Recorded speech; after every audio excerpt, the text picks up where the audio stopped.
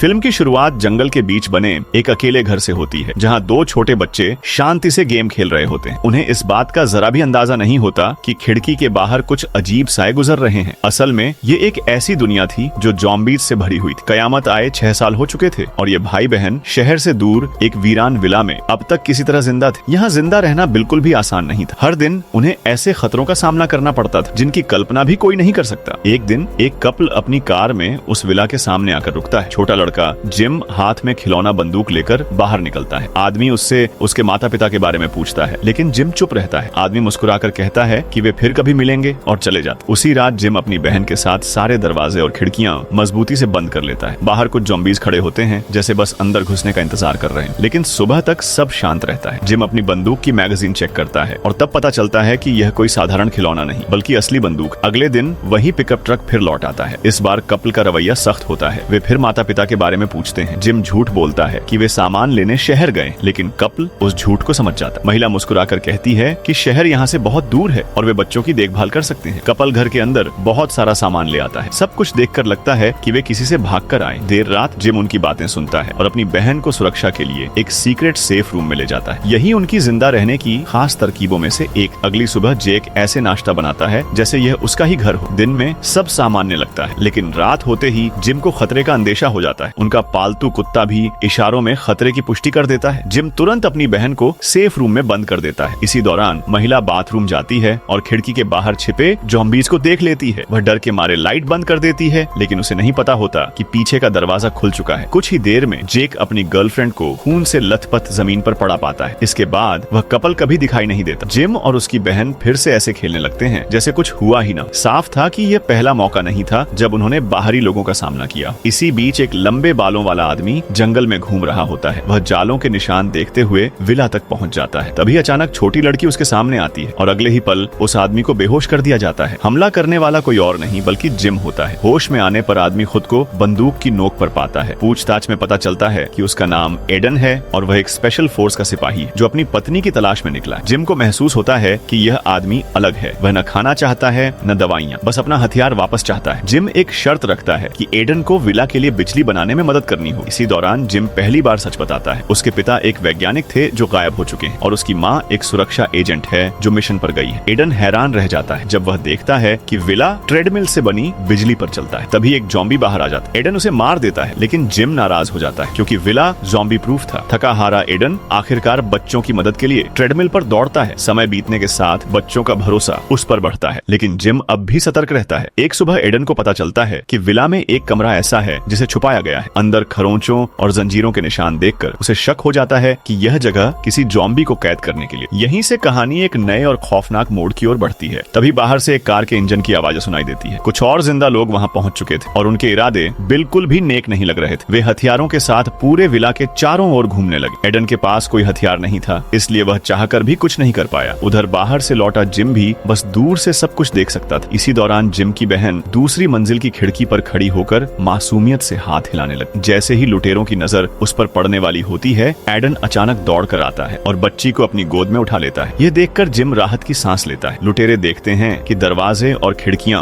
पूरी तरह बंद हैं, इसलिए आखिरकार वे अपनी कार लेकर वहां से चले जाते। इस घटना के बाद जिम का एडन पर भरोसा और बढ़ जाता है। वह एडन को उसका हथियार वापस लौटा देता है। एडन को लगता है कि अब उसके जाने का समय आ गया है, लेकिन किसी अजीब वजह से उसका मन वहां से जाने का नहीं करता। उसी रात सपने में उसे फिर से अपनी पत्नी की पुकार सुनाई देती है। जागने के बाद एडन एक बड़ा फैसला करता है। वह जिम और उसकी बहन को अपनी पत्नी की तलाश में अपने साथ ले जाना चाहता है ताकि वह अपना वादा भी पूरा कर सके और इन दोनों भाई बहन की देखभाल भी कर सके। लेकिन जिम इस प्रस्ताव को ठुकरा देता है। वह अपनी माँ के लौटने का इंतजार करना चाहता था। अचानक बाहर से तेज शोर सुनाई देता है। कल वाले लुटेरे इस बार और ज्यादा लोगों को साथ लेकर वापस आ गए थे और उन्होंने बाहर खेल रही जिम की बहन को पकड़ लिया था। जब दोनों पक्ष आमने सामने होते हैं, तभी दूर से गोलियों की आवाज गूंजती है और दो लुटेरे वहीं ढेर हो जाते। एडन तुरंत आगे बढ़ता है और बच्ची को छुड़ा लेता है। गोली चलाने वाली कोई और नहीं बल्कि जिम की माँ होती है, लेकिन उसी दौरान एक लुटेरा एडन के सीने में गोली मार देता है और एडन जमीन पर गिर पड़ता है। कुछ समय बाद एडन की आंखें खुलती हैं। उसके सीने का घाव पूरी तरह भर चुका होता है। ऊपर खड़े जिम और उसका परिवार उसे देखकर हाथ हिला रहे हो। घर के अंदर जाकर एडन को जिम की माँ लीना पूरी सच्चाई बताती। वह समझाती है कि आम संक्रमित लोगों का दिमाग काम करना बंद कर देता है, लेकिन कुछ खास संक्रमित भी होते हैं। इन खास संक्रमितों में ज़ॉम्बी जैसी शारीरिक ताकत आ जाती है जिससे वे किसी किसी भी बीमारी और चोट को सह सकते, लेकिन उनकी एक बड़ी कमजोरी होती है। गंभीर चोट के बाद या कुछ समय के लिए वे पागलपन की हालत में चले जाते हैं। उस वक्त उनमें और एक साधारण ज़ॉम्बी में कोई फर्क नहीं रहे। ये सुनकर एडन चौंक जाता है। वह पूछता है कि क्या वह भी ऐसा ही एक खास संक्रमित यानी एक एडवांस ज़ॉम्बी बन चुका है। लीना सिर हिलाकर हाँ कह देती है। अगर ऐसा नहीं होता तो गोली लगते ही एडन की मौत हो चुकी होती, लेकिन उसकी हालत में वह कुछ समय के पागलपन के बाद फिर सामान्य हो जाता है। फिर लीना एक और चौंकाने वाला सच बताती है। जिम भी उसी तरह का एक खास संक्रमित। उस रात जिस कपल की मौत हुई थी, पागलपन की हालत में जिम ने ही उन्हें मार दिया था। इसी वजह से वह हर रात खुद को हथकड़ी से बांधकर सोता था। एडन हैरान होकर पूछता है कि क्या पागलपन आने का पहले से अंदाजा नहीं लगाया जा सकता। लीना बताती है कि जिम का पालतू कुत्ता खास तौर पर प्रशिक्षित, वह पागलपन शुरू होने से ठीक पहले एक हल्की सी गंध से सब समझ जाता है। ईडन खरोंचों से भरे उस कमरे के बारे में सोच रहा था। यही वह जगह थी जहां जिम को उसके पागलपन के दौरों के समय बंद रखा जाता था। अचानक दूर से एक कार की आवाज आई। लीना अपनी बेटी के साथ कुछ हथियारबंद लड़कों के सामने खड़ी थी। वह उनके लीडर। लीना ने कहा कि अगर उसे उसकी बेटी दिखाई दी तो वह जरूर खबर देगी। यह सुनकर सफेद दाढ़ी वाला अपने लोगों के साथ वहां से चला गया। उसी रात ईडन ने बातों बातों में उस विला के बारे में पूछा। लीना ने बताया कि नेशनल सिक्योरिटी एजेंसी को पहले ही अंदाजा हो गया था कि ज़ॉम्बी वायरस फैलने वाला है, इसीलिए उन्होंने दूर दराज इलाकों में हजारों सुरक्षित घर बना दिए थे जो मजबूत मटेरियल, एनर्जी सप्लाई सिस्टम और पूरी तरह आत्मनिर्भर सुविधाओं से लैस थे। यह सुनकर ईडन उदास हो गया। उसे लगा कि अगर लोगों को पहले चेतावनी दी जाती तो शायद कई जानें बच सकती थीं, लेकिन लीना ने बेबसी से सिर हिला दिया। असल में जिम और उसकी बहन जन्म से ही दिल की बीमारी से पीड़ित थे। जिम के पिता एक बायोलॉजिस्ट थे और ज़ॉम्बी वायरस पर रिसर्च करने वाले शुरुआती वैज्ञानिकों में से एक थे। जब उन्हें पता चला कि उनका बेटा 3 साल से ज्यादा नहीं जी पाएगा तो उन्होंने एक खतरनाक फैसला लिया और ज़ॉम्बी वायरस जिम के शरीर में डाल दिया। इस तरह जिम गलती से एक खास तरह का इन्फेक्टेड बन गया। दुर्भाग्य से पागलपन के एक दौरे में जिम ने अपने पिता को काट लिया। वह कोई चमत्कार नहीं कर पाए और एक आम ज़ॉम्बी बन गए, जिसे लीना को खुद मारना पड़ा। ये कहानी सुनकर ईडन के दिल में लीना के लिए और ज्यादा सम्मान पैदा हो गया। वह हमेशा इस छोटे से परिवार के लिए कुछ करना चाहता था और लीना भी उस पर भरोसा करने लगी। एक दिन कुत्ते ने बिना किसी वजह के 2 बार भौंका। जिम समझ गया कि वह पागल होने वाला है। दरवाजा बंद होने के बाद अंदर से दर्द भरी चीखें आने लगी। लीना का दिल टूट रहा था, लेकिन वह बस दरवाजे के बाहर खड़ी इंतजार कर सकती थी। ईडन आगे बढ़ा और पहरा देने लगा। शायद यही उस घर में एक आदमी होने का फायदा था, लेकिन किसी ने नहीं सोचा था कि बाहर खेलती हुई बहन अचानक बेहोश होकर गिर जाएगी। लीना तुरंत समझ गई कि उसे दिल का दौरा पड़ा है और इस हालत में साधारण इलाज काफी नहीं था। ईडन ने सलाह दी कि उसे भी जिम की तरह ज़ॉम्बी वायरस से इन्फेक्ट कर दिया जाए, लेकिन लीना ने साफ मना कर दिया। जिम का मामला लाखों में एक था और वह पहले ही बहुत दर्द सह चुका था। आखिरकार दोनों ने फैसला किया कि बहन को शांति से जाने दिया जाए। पागलपन से बाहर आने के बाद जिम और पूरे परिवार ने उसकी आखिरी रस्में पूरी की। अब ईडन के जाने का समय भी आ गया था। जिम और लीना के बहुत रोकने के बावजूद वह अपनी पत्नी को ढूंढने की यात्रा पर निकल पड़ा। घर में अचानक 2 लोगों की कमी से विला सूना सूना लगने लगा। उधर पास के जंगल में सफेद दाढ़ी वाले के आदमियों को एक छिपी हुई कार मिली। ये वही लोग थे जो पहले विला पर कब्जा करने की कोशिश कर चुके थे। क्योंकि कार छिपाने की जगह के सबसे पास सिर्फ लीना का विला था, इसलिए सफेद दाढ़ी वाले ने फिर से तलाशी लेने का फैसला किया। बर्फ में सोया ईडन अचानक कदमों की आवाज से जाग गया। बर्फ पर पैरों के निशान विला की तरफ जा रहे थे। ईडन का दिल बेचैन हो उठा और वह तेजी से वापस भागा। दूर से उसने देखा कि विला पर हथियारबंद लड़कों ने कब्जा कर लिया है। सफेद दाढ़ी वाला लीना से उसकी बेटी के बारे में पूछ रहा था, क्योंकि उन्हें वहाँ उसका एक सामान मिला था। लीना चुप थी। इसी बीच ईडन चुपके से विला के अंदर घुस गया। जिम किचन में छिपा हुआ था। दुश्मनों की संख्या जानने के बाद ईडन ने हथियार उठाया और अंधेरे में मौत का फरिश्ता बन गया। एक एक करके उसने सभी गार्ड्स को खत्म कर दिया, लेकिन जैसे ही वह हॉल में पहुंचा, कई बंदूकें उसके सिर पर तान दी गईं। तब ईडन ने ऐसा काम किया जिसने सबको चौंका दिया। उसने चाकू से अपना ही गला काट लिया। सब लोग हैरान रह गए। सिर्फ लीना समझ गई कि ईडन क्या करना चाहता है। वह जिम को लेकर चुपचाप वहां से निकल गई। कुछ ही पलों में ईडन पूरी तरह पागलपन की हालत में आ गया, एक अजेय दरिंदे की तरह जिसने सफेद दाढ़ी वाले और उसके सभी आदमियों को मार डाला। लेकिन इस बार लीना ने उसे बांधा नहीं था, इसलिए वह अपने बेटे के साथ वहां से भाग गई। ईडन की चीखों ने आसपास के अनगिनत ज़ॉम्बीज़ को भी अपनी तरफ खींच लिया। अगले दिन जब ईडन को होश आया, विला पूरी तरह तबाह हो चुका था। मेज पर लीना का छोड़ा हुआ एक खत था। माँ और बेटा उत्तर की तरफ जा चुके थे। अगर किस्मत ने चाहा तो शायद वे फिर मिलेंगे। ईडन मुस्कुराया, बहन की पसंदीदा गुड़िया उठाई, अपनी पीठ पर लादी और उत्तर की तरफ बढ़ गया। दोस्तों, आपको यह ज़ॉम्बी वाली कहानी कैसी लगी? कमेंट में जरूर बताना।